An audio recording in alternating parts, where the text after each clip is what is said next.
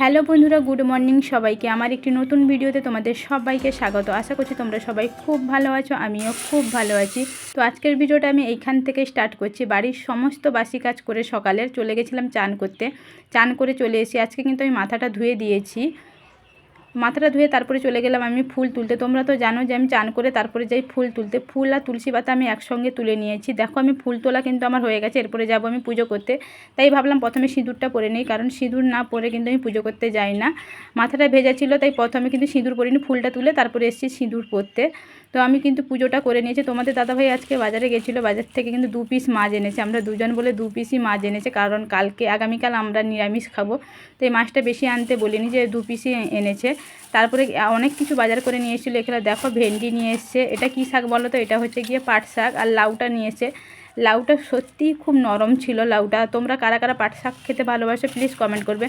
আমি কিন্তু আগে পাট শাক চিনতাম না, এইখানেই এসে পাট শাকটা চিনেছি। আর বিয়ের পর থেকেই কিন্তু আমি পাট শাক খাই, কারণ বিয়ের আগে কিন্তু আমি পাট শাক খেতাম না, চিনতাম না, তো খাবো কী করে। আর আমাদের বাড়িতে কোনো দিন পাট শাক রান্নাও হয়নি। তারপর চলে গেছিলাম, পাট শাকটা ভালো করে বেছে কেটে নিয়েছি। তারপরে চলে এসেছি ভাজা করতে।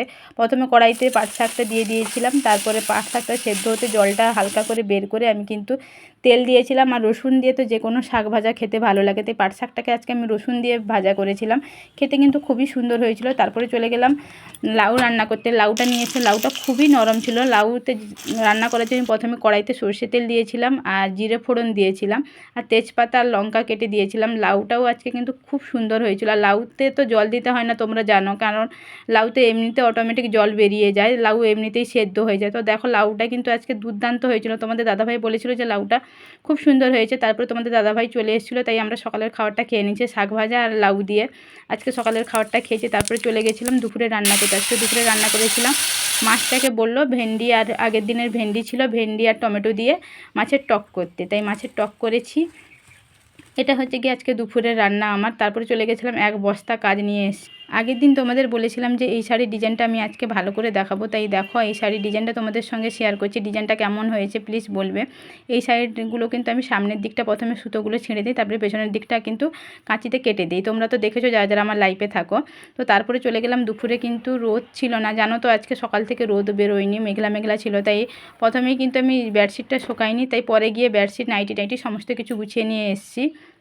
আর তোমরা যারা যারা আমার আগের ভিডিওতে ভালোবাসা দিয়েছো তোমাদের সবাইকে অসংখ্য ধন্যবাদ। থ্যাংক ইউ আমার ভিডিওতে এত এত ভালোবাসা দেওয়ার জন্য তোমাদের সবাইকে। তারপরে কিন্তু আমি জানো তো সকালে যে মাথা ধুয়েছিলাম, চিরুনি করা নেই, রান্না টান্না করে এসে চিরুনিটা করে নিয়েছি। তারপরে বিছানাটা করে নিচ্ছি, কারণ তোমাদের দাদাভাই এলে খাওয়ার পরে একটু শুয়ে পড়ে, মানে একটু জাস্ট বেশিক্ষণ না, 1 ঘন্টার মতো কি 30 মিনিটের মতো থাকে, তারপরে আবার ওর কাজে চলে যায়। তাই ভাবলাম বিছানাটাই আমি করে রাখি, কারণ ও এসে আবার বিছানা করবে, যে কোনো ছেলেরই একটু কষ্ট হয়। তাই আমি দুপুরে রান্না করার পর আগে বিছানাটা ঠিক করে রাখি, তারপরে জামা টামা সমস্ত কিছু গুছিয়ে রেখে একটু কাজ করছিলাম। তারপরে তোমাদের দাদাভাই চলে এসে, ও তো চলে গেলো চান করতে, আর আমি দুপুরে খাবারটা রেডি করে নিলাম। তো দুপুরে আমরা খেতে বসে গেছি। আজকে তো কী কী রান্না হয়েছিল তোমরা সবাই জানো। লাউ ঘন্ট হয়েছিল, আর মাছের টক করেছিলাম, পাট শাক ভাজা করেছিলাম, আর উচ্ছে আলুর ভাজা করেছিলাম। দুপুরে খাবারটা খেতে খেতে তোমাদের সঙ্গে একটা কমেন্ট শেয়ার করছি। আমার আগের ভিডিওতে গৌতম দাভাই কমেন্ট করেছিল জীবনে টাকাই হচ্ছে সব। আমার তো সেটা মনে হয় না, কারণ দেখবে একটা বয়সের পর টাকা থাকলেও যদি ভালোবাসার মানুষটা যদি না থাকে, তোমার টাকা দিয়ে কিন্তু কোনো কিছুই পাওয়া যায় না। টাকা দিয়ে কি কোনো দিনও ভালোবাসা পাওয়া যায়? তোমাদের কি মতামত তোমরা অবশ্যই কমেন্ট করবে। তারপরে কিন্তু সন্ধ্যেবেলায় তোমাদের দাদাভাই বললো গেটের সামনে আসতে, তো গেটের সামনে গেছিলাম। তো আমাকে দুটো পুটলি ধরিয়ে দিয়েছে। তো তোমরা তো দেখেই বুঝতে পারছো পুটলির মধ্যে কী আছে। এখানে ছিল ড্রেস। তোমাদের কোন কুর্তির ড্রেসটা ভালো লাগছে বলো। এটা আমার পয়লা বৈশাখে এটা তোমাদের দাদাভাই আমাকে গিফট করলো। আর তোমাদের কোন কালারের কুর্তিটা বেশি ভালো লাগছে অবশ্যই কমেন্ট করে বলবে, কারণ তোমাদের দাদাভাই কিন্তু নিজে পছন্দ করে আমার সমস্ত ড্রেসই কিনে দেয়।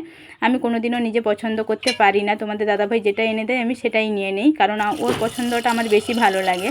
তারপর চলে গেছি রাতে রান্না করতে। আজকে রাতে রান্না করেছিলাম মটর আলুর তরকারি। মটরটাকে কিন্তু আমি দুপুর থেকেই ভিজিয়ে রেখেছিলাম। তারপরে কিন্তু প্রেসার কুকারে মটর দিয়ে দিয়েছি, একটা বড় দেখে টমেটো আর আলু কেটে দিয়েছিলাম। মটরটা কিন্তু প্রেসার কুকারে আগে থেকে ভিজিয়ে রাখার জন্য মটরটাকে জাস্ট 2টো সিটি দিয়েছি, তারপরে আমি নামিয়ে নিয়ে এসেছিলাম। তাতেও কিন্তু মটরটা আমার ভালো করে সেদ্ধ হয়ে গেছে, মানে গলে গেছিলো। কড়াইতে জাস্ট সামান্য পরিমাণ সর্ষে তেল দিয়েছি, আর ফোড়নে জিরে ফোড়ন দিয়েছি, আর কাঁচা পেঁয়াজ ছোটো দেখে একটা পেঁয়াজ দিয়েছিলাম, আর আদাটা আমি গ্রেট করে নিয়েছি। তারপরে সেদ্ধ করা মটর আলুটা দিয়ে দিলাম, তারপরে একটু কষিয়ে নেব, তারপরে জল দিয়ে দেবো। রাতের খাবারটা কিন্তু সবসময় আমি হালকা রান্না করি, কারণ বেশি রিচ রান্না করি না, কারণ আমাদের রাতে খেতে খেতে 11টা, সাড়ে 10টা 11টা বেজে যায় প্রতিদিনই।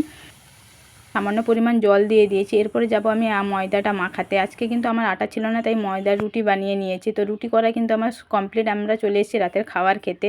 তখন বাজে 10:30টার মতো। তো চলো আজকের ভিডিওটা এই পর্যন্ত। তোমাদের সবার কেমন লাগছে প্লিজ কমেন্ট করে জানিও। যদি ভালো লেগে থাকে অবশ্যই লাইক কমেন্ট অ্যান্ড শেয়ার করে দিও। আর সবাই ভালো থেকো।